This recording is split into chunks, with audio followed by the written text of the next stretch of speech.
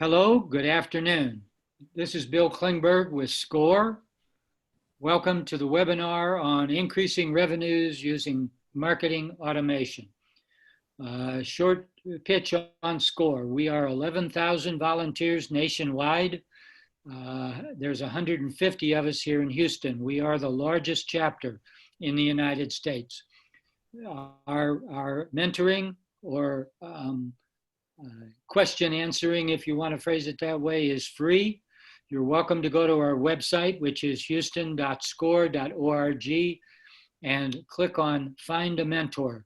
That would be the first thing. The key to using SCORE is to find somebody in SCORE that has been there and done that in the area in which you want to investigate or where you're having problems.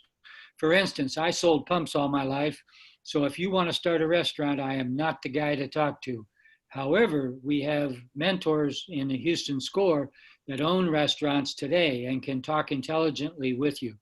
We have lawyers, we have accountants, we have sales and marketing people, we have manufacturing folks, and obviously from all different markets.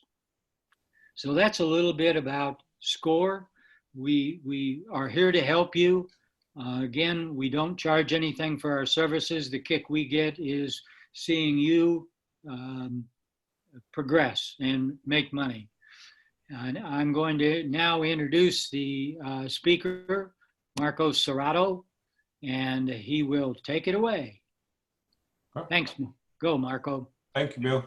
Yeah, well, good afternoon. My name is Marco, and I work with Business Logics, and welcome everyone.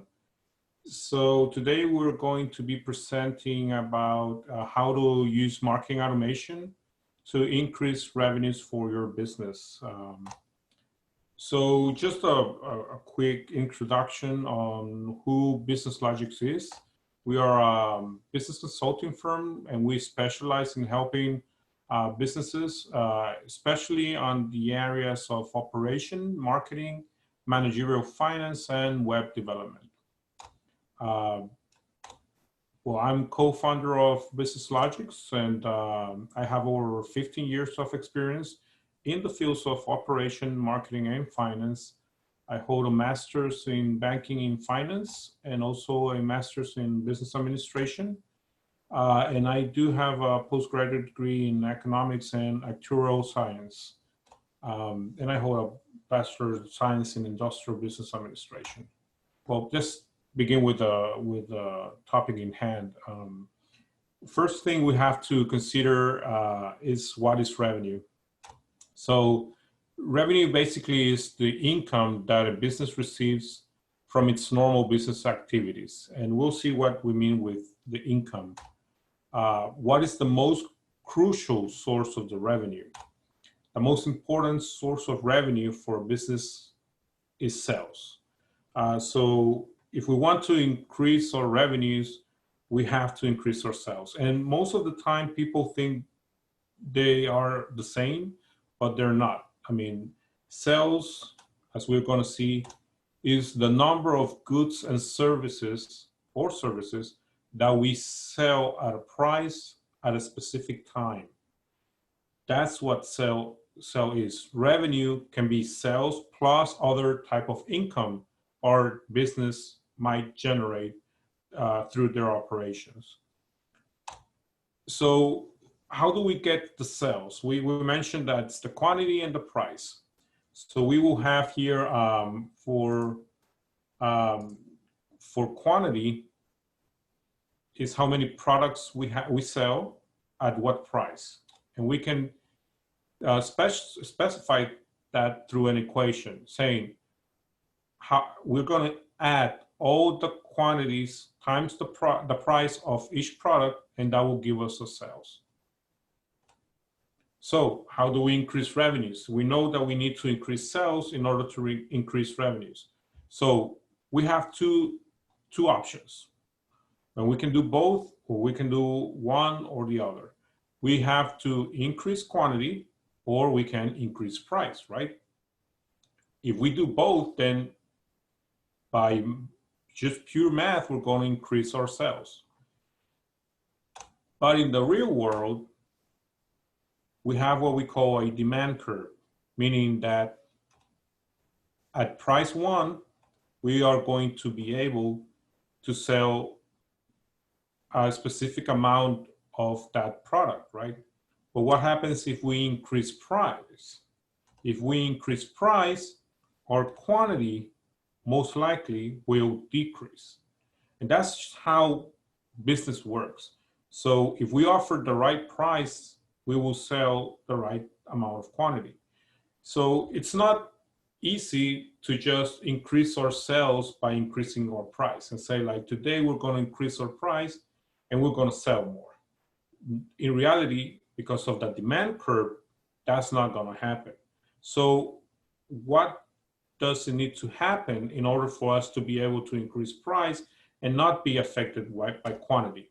The only way we can do that, or the only way that that might happen, is if we have a shift in the curve of the demand. Like right now, what's happening right now, for example, with the products of hand sanitizers. The curve of the demand shifted. So that allows us to increase the price, and the quantity will also increase because the demand curve shifted because of something that happened.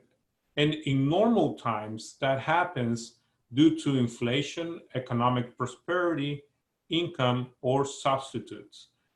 Right now, what happened was there was this pandemic happened, and that situation made that demand curve shift. But as we all know, we have no way of shifting the demand curve ourselves. So that leaves us, unless we are a monopoly, that we can manipulate the supply or the demand curve or the supply of our product, the only way we can increase or sell is to sell more.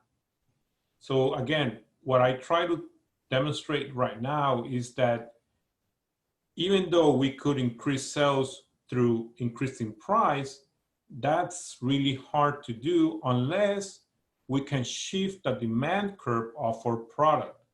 And in normal case, that's not possible unless something external like inflation or what's happening right now shift that demand curve on our products. So we are left with only increasing the quantity that we sell.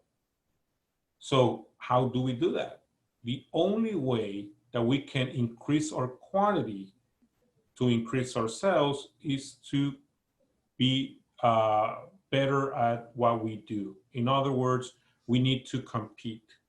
And this is just like an introduction as how marketing automation affects how much product we are able to sell, and thus increasing our revenue.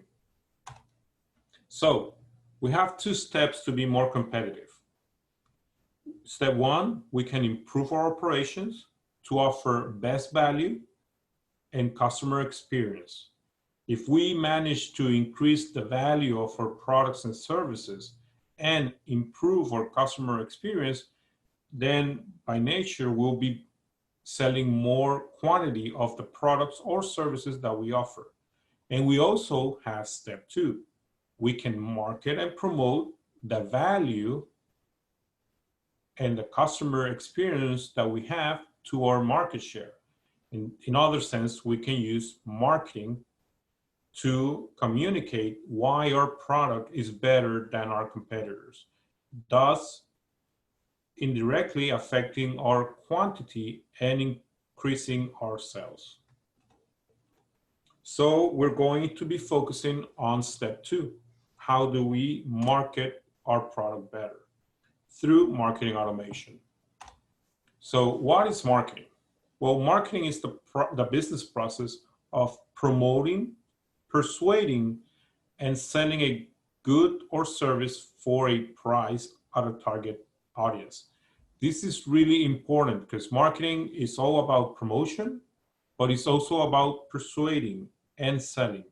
not only about putting ads and just running some Google ads or running some Facebook ads, and that's it. That ad needs to persuade people into buying the good that we're selling. So how do we do this? A lot of people, a lot of small businesses especially, go out and start spending money in Google ads, Facebook ads, or traditional media without understanding their marketing mix. And this is really important for every business. They need to understand marketing mix. This makes up, I would say, 80% of what marketing is. First, you need to understand people. This is your target market. Who are you selling to? Who's the person that's looking for your product? What are their needs? What do they want? You need to understand your target market, in another word. Once you understand your target market, what they do, how they act, how they behave, you need to analyze your product. And the reason why you need to follow these steps is once you understand who you are selling to, you need to evaluate your product. If your product fulfills that need, if your product fulfills that want, that people want. Once you know that your product is positioned to fulfill that need and that requirement, then you need to analyze the price. Are you offering at the right price? And when I say the right price, I do not mean the lowest price, because you're in business and you want to, again, increase your revenue. And as you saw in the equation, price is important. So you need to understand at what price you need to offer the product at your target audience. And that means the right price. If in some industries, if your product is too low, they might think that the quality of your product is bad.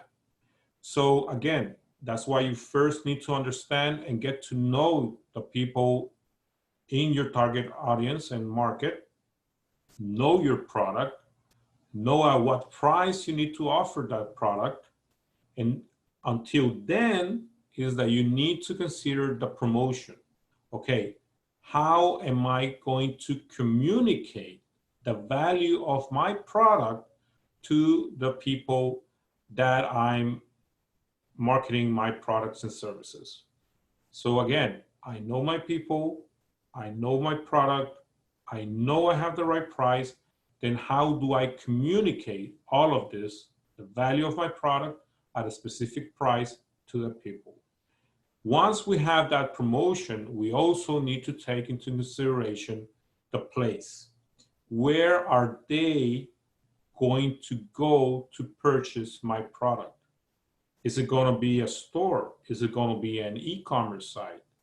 Is it going to be delivered to their house?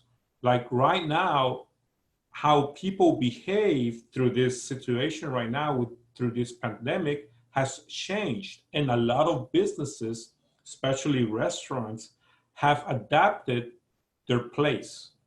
They used to, customers used to go to restaurants and spend their money there to purchase food, but now they have changed their behavior. So that's why it's important to always analyze people. They changed their behavior. Now they because of the stay-home situation, they are ordering food for takeout. Grocery stores are delivering their food, so they have changed how they place their products and services. So as you can see, these 5 elements have to be always analyzed and put in place into your strategic and marketing plan. If you do not do this, most likely you'll be flying blind, because you'll be creating marketing campaigns, you'll be spending money without really understanding and measuring how all of this is working for your benefit. So once you have the grasp of your marketing mix, you need to have a strategy. Once you have the strategy, have a plan to have an action plan to execute that strategy. and you go out and you will execute that plan through campaigns.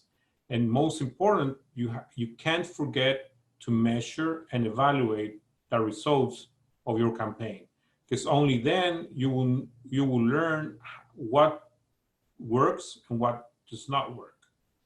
So again, once you have your marketing mix and understanding of your marketing mix, until then you have to build a strategy, have a plan, and that plan has to have an action plan on how many campaigns, what type of campaigns, what type of content you'll be using to communicate, to promote your products and services. And you have to measure and evaluate those results. So marketing in 2020. Marketing has experienced a lot of changes, and right now, just this year has experienced a lot of changes because now, although traditional marketing is always useful in the last decade, and now this year, there has been a new way of conducting marketing, and that's called digital marketing. And what digital marketing basically is all the marketing efforts that use the internet or an electronic device like a mobile phone, display advertisement, and any other technology used to market or promote your business, your brand, your product, and your service.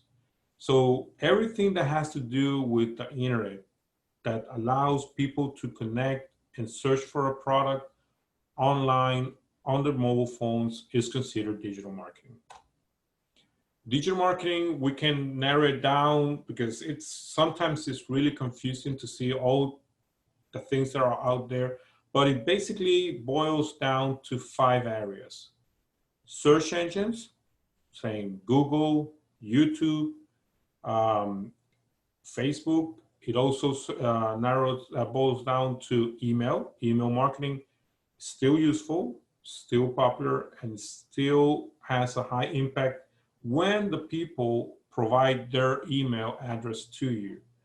It's not recommended to go out and buy email lists because people won't know who you are, so most likely they're not going to read your email. But when they subscribe to your email, to your newsletter or your email blast, they are expecting emails from you. So email is still popular, it's still useful. And then we have social media, what we've seen with YouTube, Facebook, Twitter, Pinterest, Instagram. And we have 2 new areas that a lot of small business owners are not aware of, which is the IoT, which means Internet of Things, and mobile apps. If once you download, let's say, a free app on your Android or your iPhone, and that free app has commercials, small banners saying like, try this, order your food online, or stuff like that. And the internets of things are like refrigerators that now connect to the internet, your Alexa, your Google Home, those small devices that connect to the internet, and they gather information about your potential clients or customers, but they also serve to promote other products. And lastly, we have marketing automation, and that's the topic that we're going to cover today in this presentation. How digital marketing uses marketing automation to improve the promotion of a certain product or service. So what are the benefits of digital marketing related to sales? Because remember, the main topic here is increased revenues by increasing sales. So we are using marketing, or in this case, digital marketing, to increase the sales. Okay, here we have one of the 5 benefits. First of all, large audience. You're not longer restricted to just your geographically restricted area. You can, your target market is, or your target audience, better said, is just gets wider. I mean, you're not longer constrained to geographic area.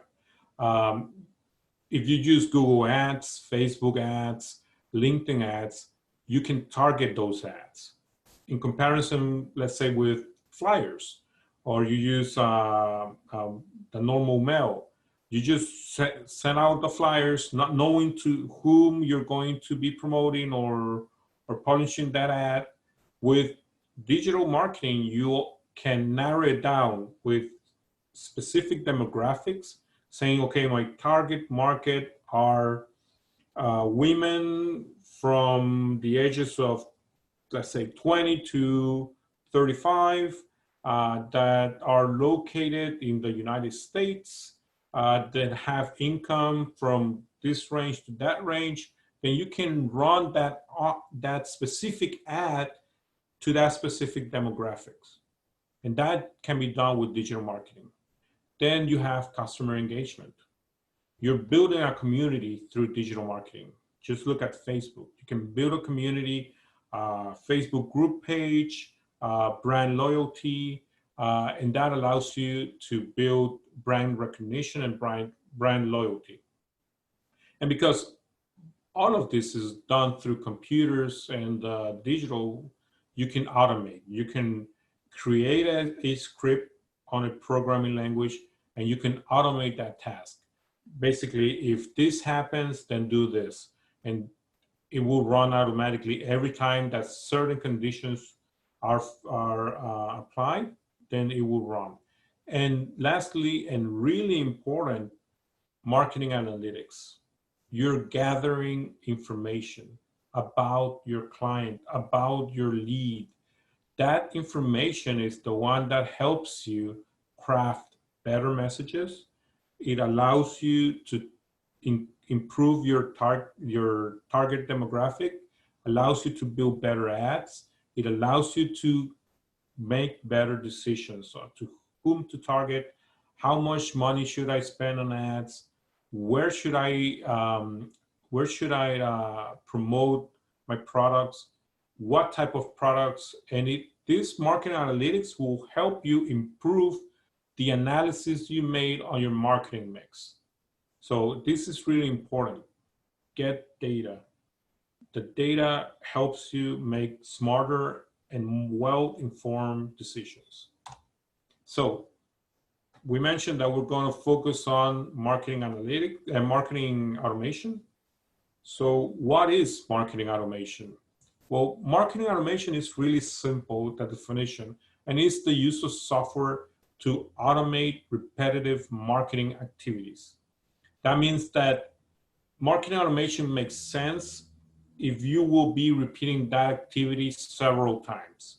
If that activity is only going to be executed one time, then it won't make sense to use marketing automation software. But let's say every time you get a new customer, you want to send him a thank you email, you want to follow up. Every time you get a new customer, every time you get a new sales, that's repetitive. So that's where marketing automation makes sense. But if it's just a one-time event that you're going to do it only once, then marketing automation does not make sense. So why should you automate your marketing? According to a survey made by Adestra, automation saves time. A lot of the people that were surveyed said that automation saved time. 70% of their time was saved by automation. So it saves you time. It personalized communication to all of your contacts. Really important, it helps nurture your leads without any extra effort. Once that everything's set up, it tracks the milestones that are important to your business, boosts conversions by targeting customers with the highest purchasing potential. Remember, it helps the marketing analytics so you know who is interested in your product and services, so you can cater specifically to them. It automatically answers questions using chatbots. Like now you go to a website and you get a pop-up window asking you, may we help you? Can we help you? And you have questions. Every time you type that question, there's now it's automated through a program, and it's answering and learning how to answer. So now that we know what marketing automation is, how do we execute, how do we implement marketing automation? Well, we do it through marketing automation software. You don't have to hire a developer to build your own marketing automation software. There are a lot of options out there. Some are good, of course, some are not that good. But what do you need to look into a marketing automation software to consider it to be good? Okay, it has to have three components. The first component, it has to allow you to build a landing page on your website or integrate it to your website. It also has to have a CRM integration. Not necessarily have a CRM, but it at least needs to allow you to integrate to a CRM. And a CRM stands for Client Relation Management Software, which is a software that allows you to manage your leads and your potential customers and your customers. And then again, we're back to marketing analytics. It should allow you to gather statistics and to build reports. Why? Because you have to evaluate and measure. Remember the steps for your strategy. You have to evaluate and you have to measure. Why? Because you need to know if it's working, and if it's not working, at least get some idea of why it's not working so you can fix it. So these are the three components that you should look into a marketing automation software. To make it simple, I have collected some information on on 6 marketing automation software, and I have grouped them into tiers.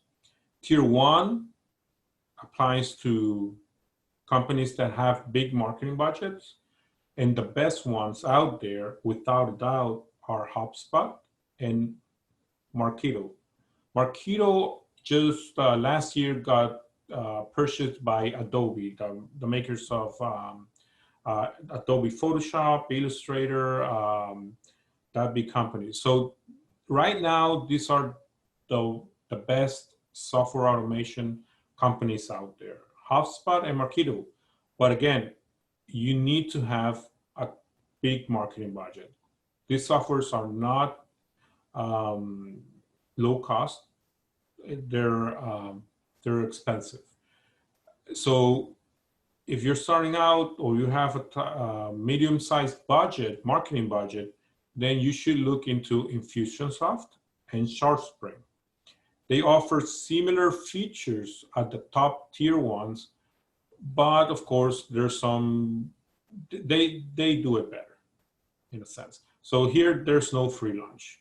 And if you are just starting out and your client base is small and you're looking just to start doing marketing automation, but you really don't have that much of a budget, then you can look into Keep or Constant Contact. Constant Contact being the cheapest one out there. You can start with $40 a month, I believe. And just a disclaimer, we are a company that we're partnered with Constant Contact, Infusionsoft, and Keep. But all of them are good depending on the budget. Of course, there's no free lunch. So depending on your budget, it will change what makes sense for you. So let's move into real world examples. Because sometimes this is just a lot of theory and we want to see it, how is it apply on real businesses? And these are real cases, real businesses. We've applied them to real businesses. These are not textbook examples. And we're going to cover 2 today. We're going to look into lead nurturing and customer satisfaction, how we apply marketing automation to some of our customers and help them improve the nurturing of their leads. And in another business case, we're going to see how we improve customer satisfaction. So let's start with lead nurturing. With lead nurturing, we had this objective. The objective of this campaign was to increase the number of people scheduling for an appointment with us to review their social media marketing plan. And we decided that we should send a series of personalized email containing daily tasks that they must follow to write their own plan in 30 days. So working with another company, they designed a calendar of several topics, small topics that any small business owner could work on. And at the end of the 30th day, they will have a social media marketing plan. And our purpose was to nurture that lead through the 30 days for them to, at the end, to schedule an appointment with us so that we could review their social media marketing plan and hopefully start working with them on the execution of that plan. So here we were giving it for free. We were getting leads and we were engaging them for a period of 30 days. And after that 30 days, they were able to send us their marketing plan, and we went and we evaluated that marketing plan and we improved on it, and then we executed that marketing plan with them. So we saved work on doing the marketing plan ourselves, but we helped them execute and we got them as clients. And that's, as you all know, the lead nurturing process that we follow. So these are screenshots of the program that we use for the marketing automation, and we created 2 points of entry.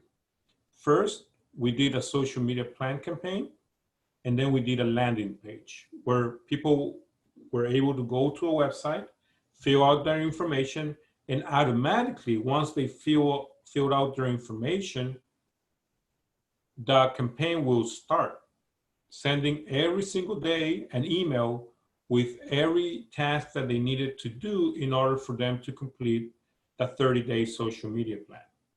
Once the 30 days were over, then we removed them from the sequence. And this is the screenshot of all the steps for the 30 days.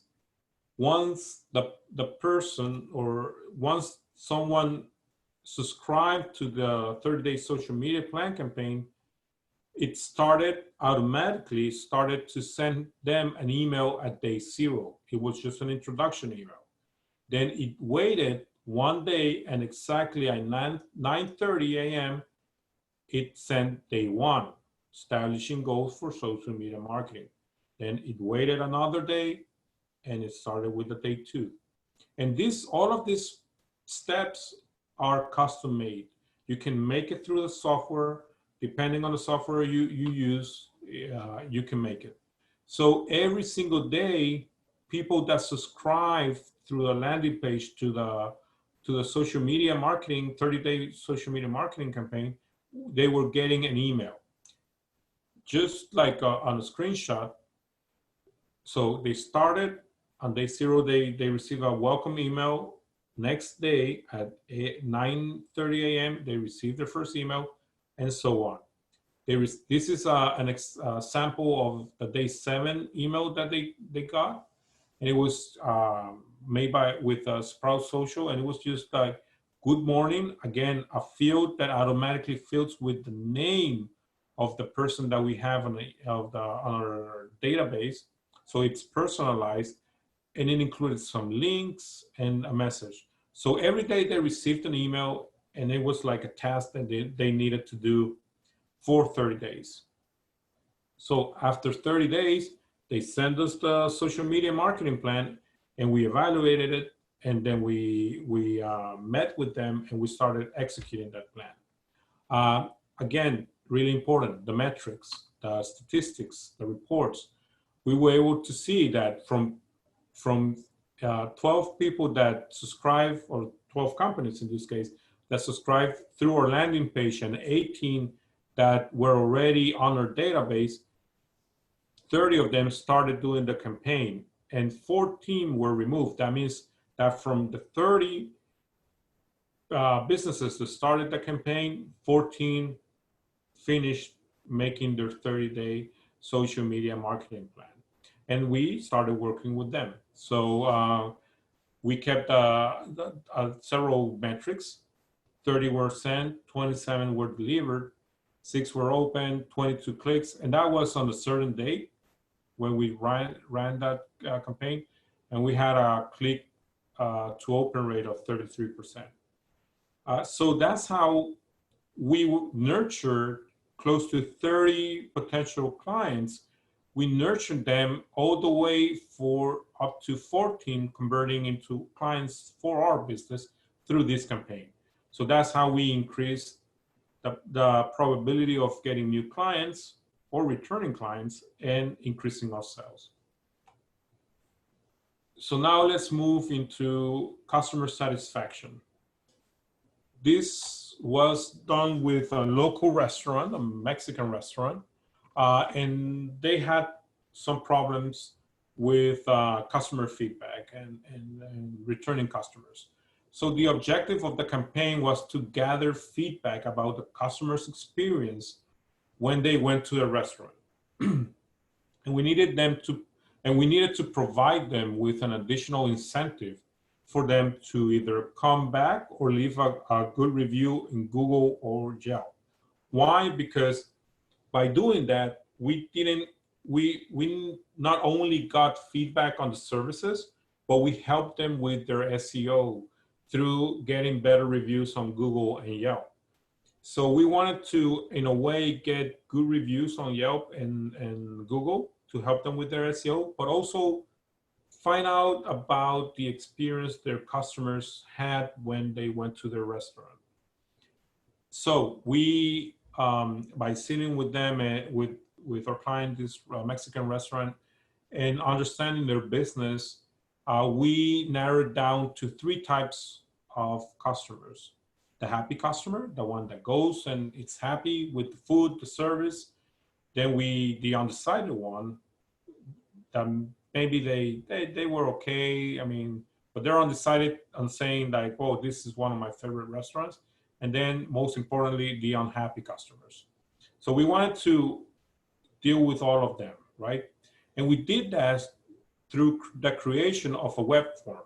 So we create a web form, a simple web form, but we focus on this question: will you be doing business with us again? We know that happy customers most likely will click on the yes, I plan to visit your restaurant again. Undecided customers most likely will click on I haven't made up my mind about visiting your restaurant again. And then we had the unhappy customers. No, I don't plan to visit your restaurant. Depending on the answer they gave, they were able to go through their phone or through an iPad or a similar iPad on the restaurant. We collected that information, and depending on what information they chose, of course they put in their email, an automatic campaign started.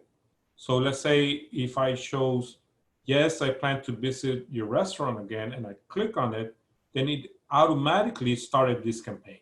If I click here, it will automatically start this campaign. And if I click on the no, I don't plan to visit your restaurant, it will start the last campaign. So we're going to go into each of these 3 campaigns. And the first one was that they are satisfied. They're happy customers. Because we know they're happy customers, we waited for at least 5 days, and then the campaign exactly at 9 a.m. sent them a discount for happy customers. And what is this discount for happy customers? They got a personalized, again, email saying that we would like to see them again, and that they were able to get a 10% discount for their next visit. And this is really important. We gave training to that restaurant's employees for them to know that people will be coming back asking for a 10% discount. And we were giving only a 10% discount of the next visit. and that day was automatically filled out when they filled out the survey, and we specified what the steps were. And because we know there are happy customers, we know that most likely they were going to give a 4 or 5-star review either on Yelp or Google. So we were asking them for that review. We want to get good reviews on Yelp or Google. So we were asking them. So if they clicked here, they were taken to the Google page. They were click here, they were taken to the Yelp page for them to leave their positive review. And because we already filtered those happy customers, we know that most likely the review was going to be a good review. And we, of course, wanted good reviews. So what happened to the undecided ones? The undecided ones, again, we waited for 5 days and we sent them another type of email. We send them a different email. As you can see, always personalized, but we were giving a higher discount. Why? Because they're undecided. We want to push them to be decided, okay, hey, I'm getting a 20% discount. I might give it another shot. So they were coming back, but as you can see, we're not asking for them to leave a review at this moment. Because if they're undecided, we don't want them to be leaving a 3-star or a 2-star review on Yelp or Google. We're more concerned on bringing them back to the restaurant. And because they have to show this to the waiter or the hostess, they know that they are undecided. So they know that they need to focus on improving the service and the quality of the food so that we can move them from undecided to happy customer. So as you can see, it's not only about promoting. In this case, it was about customer satisfaction also. And we're leveraging the power of marketing automation to do that automatically, or at least to communicate automatically. So here we're giving a 20% discount, and we're working hard to move this undecided customer into a happy customer. Lastly, one of the most important ones was the unhappy customer. So once the unhappy customer fill out the form, then we will send them another email, but with the difference that we created a task. And we're going to see about that. So once if you can see here, we're not giving time. Immediately, once they fill out the form, an email is sent to their email address, and a task is published to the supervisor or the restaurant manager. And the email said that, okay, we are sorry you didn't have a pleasant experience and decided not to come back. Your satisfaction is our primary goal. Our manager will be calling you within 24 hours, not 2 days, not 5 days like we're doing with the happy and undecided one. We're taking charge right now, and we're specifying the contact phone, and we train the supervisor or the restaurant manager for them to immediately, a task was created on their email, immediately give them a call, not email, make it more personalized. That supervisor, that restaurant manager immediately called the unhappy customer and make it right. Depending on what happened, then they were able to at least have a chance of bringing that unhappy customer into an undecided maybe, or maybe a happy customer. And that's how we use marketing automation to improve customer satisfaction, generate more sales, and keep happy customers. So we're almost done with the presentation. So I know there's been a lot of content out there, so let's recap. First, we need to increase revenues. That's the main objective of this presentation. And we can increase revenues by increasing sales. We already saw that sales is just how much product, the quantity and the price of a product that we sell at a specific time. So if we want to increase sales, we can either increase price or increase the quantity that we sell. We know that we cannot increase price because of price elasticity, meaning that if we increase price, most likely we will decrease the quantity of the products that we sell. So we are left with increasing the quantity of the product or service that we sell. And we can increase the quantity by improving our operations or marketing better. And to market better, we need to promote, persuade, and advertise our products. And we never forget about the marketing mix. We will be able to do that if we understand our marketing mix, which is people, product, price, how we promote, and the place where we promote, and the place we distribute our product. And we can use digital marketing to accomplish all of that. And within marketing, digital marketing, we are able to use marketing automation to automate the repetitive tasks so we can save time, money, and improve lead nurturing, customer satisfaction, and the way we communicate with our customers. So what are the next steps? I cannot stress this enough. Understand your marketing mix.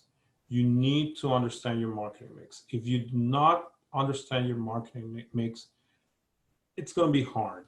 You will be flying blind if you do not understand your marketing mix. Once you understand your marketing mix, and this is not, you have to be constantly updating your marketing mix. Once you have defined your marketing mix, you need to review your marketing strategy to see if your strategy is aligned to your marketing mix.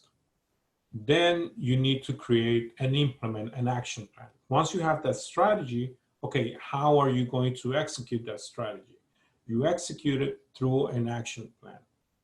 And if all of this seems too complicated or you need more help, then feel free to schedule a 30-minute free consultation through our website. And again, we can automate this process and we can help you here. So I don't know, Bill, how we are going to manage the questions here, or if there are any questions, you can feel free to reach me through our website or also through SCORE. So Bill, back to you.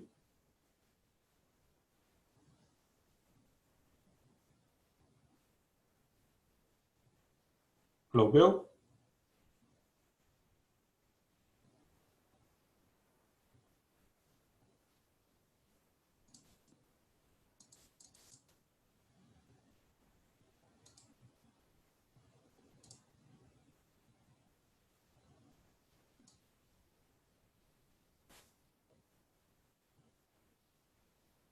Okay, I'm here checking some questions.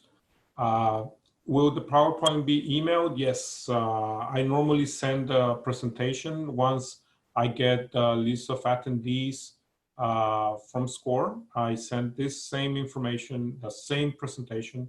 I'll be sending them to you once I get the emails from you guys. Okay, which automation program reduces the risk of going to spam? Again, that's not the automation program. That depends on several factors. For example, it depends on the program, your email client. For example, if you're using Outlook, for example, there are ways that the person can create some rules so it can detect some keywords and automatically send it to spam. It also depends on the email address that you're using. Let's say my email address is marco@businesslogics LLC. And let's say that, that I'm sending a lot of emails using my email address and I get flagged through ISPs. ISPs are like Xfinity, AT&T Internet, and I get flagged as that I'm a spammer, most likely I'll be blacklisted, and my emails will be sent automatically to spam.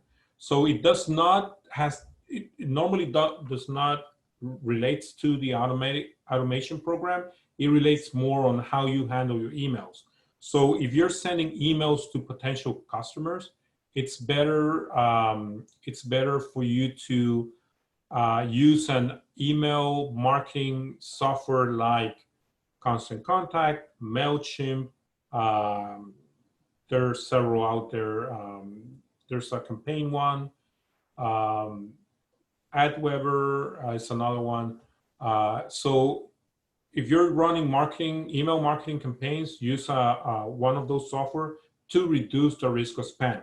The same if you use an marketing automation program like Keep or Infusionsoft or HubSpot, you are reducing the risk of spam, but you're not eliminating that risk because it depends a lot on the user end. I would like to have the slides before the session. Well, unfortunately, we already ended out the session, but again, I will be sending out the presentation. Okay, Nelson, rather than selling higher price, would it be wiser to review current costs, either it's not competitor or having too many unnecessary costs? Yes, that's why remember when we saw this, let me go back to this slide. When we see here, what are the two options that you have on how to compete? You have the option to improve operations. And what you're mentioning about lowering costs on your process of production or offering the product it goes related to value.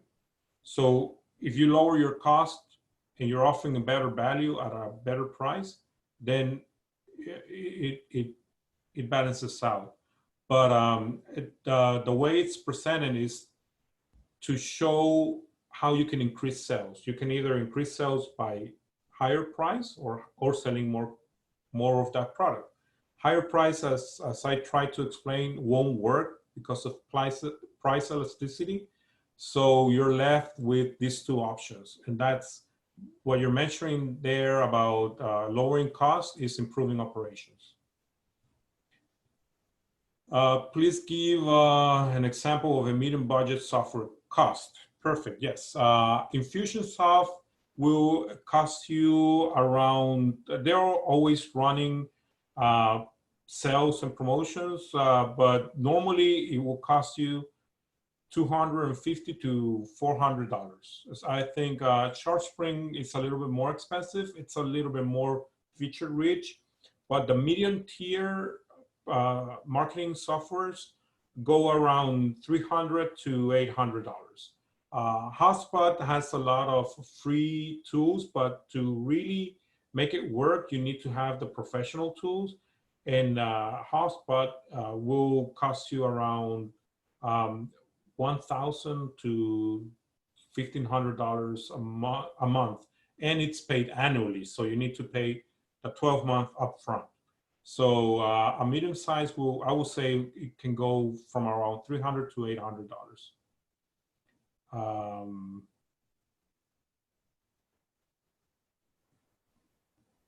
They're recommending here Response software. I haven't looked into that software, but again, there's a lot of softwares, marketing automation softwares out there. As long as they integrate with a CRM, that you're able to build your own landing pages and that they provide analytics, I would strongly look into it. Are there any free marketing automation tools? Not that I'm aware of. These are just businesses that then their business model required them to have a profit. The sell funnels, yes. Let me see if I understand the question correctly. Do you use any sell funnel builds from your captures, or is it all tracked in your CRM? Yes, I mean, depending again on your CRM. That's why I did not only focus for the marketing automation software to have their own CRM, because you can use other CRMs, like for example, Salesforce, that has sell funnels. And there are other softwares out there that they offer the sell funnels that you can build and automate even better than that. HubSpot has a specific sales tool or set of tools to create those funnels. We are not looking for repeated customers. We are looking for one-time customers. Rooftop solar installation is our business. To be honest, in that sense, maybe in your type of business, I'm not an expert on solar, on the industry of solar panels, but most of the businesses, repeated customers are one of the most important source of sales. Most of the time, we spend a lot of our time, we spend looking for new customers, but we forget and neglect our current customers, and they are easier to get repeated sales. So on the solar panels, my only suggestion, how about maintenance, additional or complementary products or services that you can offer? Honestly, by experience, I don't think that it's a good business model if you only have new customers every time. I think you should always look into ways to have repeated customers. So, but that's just me. My experience tells me that if you want have a solid growing business, you should look into how to create some business or some products or services so you can have repeated customers. Repeated customers are one of the most important parts of your business to make it grow and make a sound business. At least in my experience, that has been the case. What is the cost of CRM software? Where in that case, CRM softwares, there's even free softwares for CRM. Like HubSpot has a free CRM software that you can download for free. So you can go to their website, it's hubspot.com. And you can download it, that's free. But of course, there's no free lunch. If you want like the best CRM software out there, there's Salesforce, there's a lot of other softwares out there. There are a lot of them. Can yesterday's PowerPoint also be sent? I guess SCORE will be sending all the presentations. If not, at least I have my presentation. I can send you my presentation. And yes, you will have a copy of the presentation. Okay, when you see big, medium, and small market, what will be an equivalent in US? Okay, when I say big marketing budgets, I'm talking that your business is able to spend at least $4,000 to $5,000 monthly. That will be at least big, and I'm staying conservative there. Medium, as I mentioned, for the marketing automation software, we're talking about 300 to 800, and small, we're talking from $40 to 100 or 150. And I'm talking just marketing automation for marketing budget, meaning that that's monthly.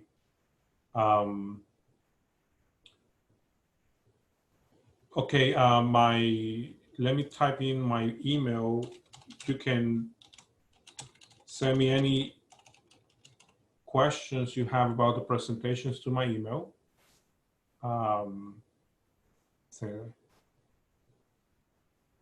So let me see, can I have a copy of good afternoon? So here, David is asking 250 to 400 per month. I would say that that's about the range for a medium size, a little bit more like 300 to 800. Will you run another webinar for effective marketing of a brand name? I guess Bill will answer that one. Sales software, There are a lot of them. Of course, Salesforce, the number one, but there are others software out there. And last question, will Mailchimp and Constant Contact be considered CRMs? They have a light CRM. They're more focused on the email marketing. Mailchimp and Constant Contact are more email marketing softwares. But Constant Contact is I know they do have a really basic CRM, and that's for email marketing. Any other questions? If not, then thank you very much for participating on this webinar. And I just posted my email. So if you have any questions, feel free to email me, and I'll try to answer as fast as I can. And that presentation will be emailed to you. I just need to talk to SCORE to see if they are going to send it. If not, then I'll be sending it to you guys. Any other questions?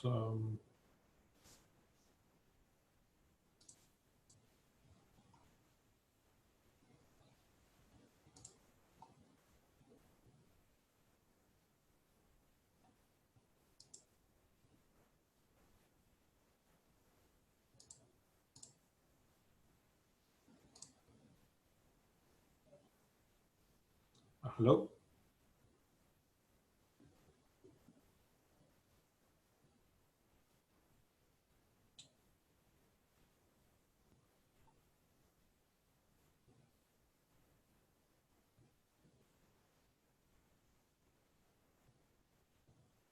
Quincy, Bill?